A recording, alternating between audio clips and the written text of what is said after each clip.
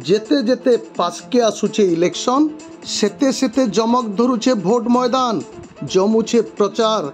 बलांगीर विधानसभा आसन लगी बीजेडी कांग्रेस भितर बने घिचाटना चली अनुमान होचे। गुटे फले बीजेडीर घन घन मिश्रण पर्व और शक्ति प्रदर्शन रोड शो चलीचे और गुटे फले कांग्रेस आड़ू घन घाई कार्यक्रम संगे रोड शो भोट मैदान थी ताती भरी दौचे। कांग्रेस रो पूर्वतन मंत्री बरकस पश्चिम ओडिशार नेता बीजेडी बलांगीर सांसद प्रार्थी सुरेंद्र सिंह बोई बीजेडी के आसला उतरू तांकर साथी समर्थक शुभेच्छु माने हजार हजार संख्याती बीजेडी मुआ होइतिबार कहा जाउचे।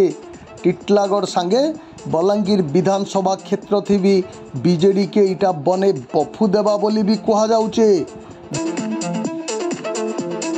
बलांगीर विधायक आसन के साटिबार लगी कांग्रेस भी आरो फाले खूब कसरत करुचे। कांग्रेस रो नामजादा नेता नरसिंह मिश्रंकर पुओ समरेंद्र मिश्र माराथन प्रचार मुहा होइथिबार देखवार के मिलीचे।